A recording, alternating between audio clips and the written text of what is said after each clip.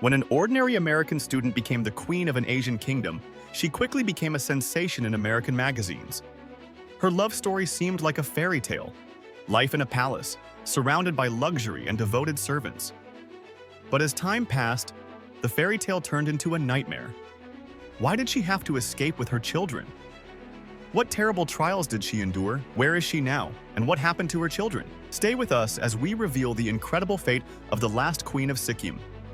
Sikkim was once a small yet majestic kingdom nestled in the Himalayas. With emerald green hills, rare wildlife like red pandas and snow leopards, and breathtaking mountain views, it looked like a paradise untouched by time. The people of Sikkim followed Buddhism, and their way of life was deeply connected to nature and spirituality. But in 1942, on the other side of the world, a 2-year-old girl named Hope Cook had never even heard of Sikkim. On a dark January evening that year, Hope's life changed forever. Her mother, an amateur pilot, tragically died in a plane crash. Little Hope cried bitterly, unaware that in just 2 decades, she would become the queen of a kingdom she had never imagined. She had no idea that her future would bring both great happiness and deep sorrow. Hope's childhood was far from ordinary. Her father, a flight instructor, had abandoned her mother and disappeared from their lives. Her mother, devastated and struggling, took off in a plane with an almost empty fuel tank and never returned. After this tragedy, Hope was raised by her wealthy maternal grandparents, who had never approved of their daughter's marriage. They believed the crash was not an accident, but a desperate act, and they refused to speak about Hope's mother ever again. Hope grew up under the care of nannies and governesses, feeling lonely and unwanted. At 15, after her grandparents passed away, Hope moved in with her uncle, an ambassador in Iran. There, she completed high school and developed a deep fascination with Eastern cultures. This passion led her to enroll in a New York college where she studied Asian studies. Everything changed the summer after her first year. She took a trip to India, a journey that would shape the rest of her life. While staying in a luxurious hotel, she met a man with striking Asian features, dressed in an elegant suit. He exuded an air of mystery and sadness. That man was Palden Thondup Namgyal, the Crown Prince of Sikkim. Hope later wrote in her memoirs, "His eyes weren't just sad, they were deeply sad. I couldn't look away." As you may have guessed, it was love at first sight. She was 20 and he was 37. They seemed like an unlikely pair, but they were drawn to each other by a shared sense of loneliness. As it turned out, the sadness in the eyes of Palden Thondup Namgyal, Crown Prince of Sikkim, was due to a family tragedy. Just 2 years earlier, his beloved wife had passed away from an illness, leaving him heartbroken. Since then, he had been mourning her loss. Meeting Hope felt like a sign from above, a second chance at love. But his feelings weren't just about romance. The prince was also looking for a new mother for his 3 children. Hope, who had grown up without a real family, saw this as an opportunity to finally belong. She had always dreamed of a warm, loving home, and now she had the chance to build one. She visited Sikkim several times as a guest and fell in love again, not just with the prince, but with his homeland. The small Himalayan kingdom felt like something out of a dream, with emerald green hills and ancient monasteries set against snow-capped peaks. 3 years after their first meeting, in 1963, the couple got married. According to Sikkimese astrologers, it was the most favorable year for marriage. The wedding was held following Buddhist traditions, but Hope refused to convert, choosing to remain Christian.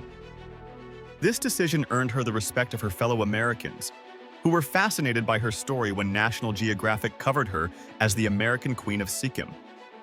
But just like in any royal family, her arrival sparked intrigue and gossip. Some members of the aristocracy didn't trust the foreign queen. Whispers spread that she was a spy, a woman sent by the US to influence the tiny kingdom. To silence the rumors, Hope was forced to make a difficult decision. She had to renounce her American citizenship. 2 years later, the kingdom faced another major change. The king of Sikkim passed away and Hope's husband ascended the throne.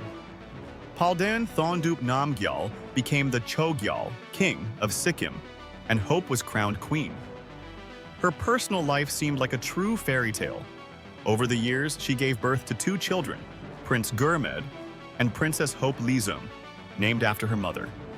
Alongside her own children, Hope also raised her husband's 3 children from his first marriage. They all lived peacefully in a beautiful palace, perched high in the Himalayas. As king, Palden Thondup was a visionary leader. He worked tirelessly to modernize his small, underdeveloped country.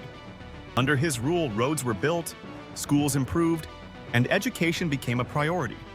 By the mid-1970s, Sikkim had a higher literacy rate and better infrastructure than many regions of India and Nepal. Meanwhile, Queen Hope was admired by American journalists. She was seen as a graceful, intelligent, and modern queen. But behind the glamorous headlines, things were far from perfect. Hope often appeared in prestigious magazines like The New Yorker and Vogue, dressed in traditional Sikkimese gowns, embodying the fairy tale life that many believed she was living. However, the fairy tale didn't last. Behind the palace walls, Hope discovered her husband, the king, had been involved with a Belgian woman, both before and after their marriage. The affair had continued, and even after Hope had given birth to their first child, the king visited his mistress. Hope found the letters the woman sent him, and despite the pain, she chose to forgive him, hoping to preserve the family life she had always dreamed of. As time passed, however, the king's behavior grew more erratic. When Sikkim's independence was threatened, he turned to alcohol, and his public scandals grew more frequent. Their family life descended into chaos, and Hope, unable to cope, began drinking secretly as well, starting with beer in the morning and switching to whiskey and Valium by the afternoon. During one of her annual trips to New York, Hope rekindled a romance with a childhood friend. What had once been a life filled with love and romance now became a web of betrayals and scandals. As her marriage deteriorated, so did the Kingdom of Sikkim. In 1975, a coup occurred. Sikkim lost its independence and it was declared a state of India. Hope, along with her 4 youngest children, managed to flee the country and return to the United States. Once again, she found herself in a world she had once tried to escape in search of happiness. The king was placed under house arrest in the palace. A year later, he attempted to take his own life with barbiturates, but was rescued and sent for medical treatment. After his recovery, the former king of Sikkim immigrated to the United States, where he reunited with his family. However, the happiness they once shared was long gone. In 1980, the couple, who had once been so deeply in love, divorced. 2 years later, Pondup Namiel was diagnosed with cancer and passed away at the age of 58. Hope, still a young woman at 42, remarried. She became the wife of a history professor and Pulitzer Prize winner. However, she later admitted that she never felt the same happiness she had with King Thup. This second marriage also ended in divorce. Her son, Prince Gurmd, became a banker and financial consultant at J.P. Morgan. He married the youngest daughter of his father's personal secretary, and together they had 3 daughters. Prince Gurmd now lives in the United States but often visits Sikkim for various celebrations. Her daughter, Princess Hope Lyson, graduated from Milton Academy and Georgetown University. She married a U.S. Foreign Service officer, later divorced, and remarried a former commissioner of the Sikkim police. She now lives in Sikkim with her family. Today, Hope Cook is 85 years old and lives in Brooklyn, where she enjoys spending time with her grandchildren. Hope worked as a journalist and later became a writer, sharing her incredible life story in her memoirs. Hope's journey was filled with many trials. Why do you think she and the King of Sikkim were never truly happy together? Share your thoughts in the comments, give this video a like if you enjoyed it, and don't forget to subscribe to our channel. Thank you for watching, and see you next time.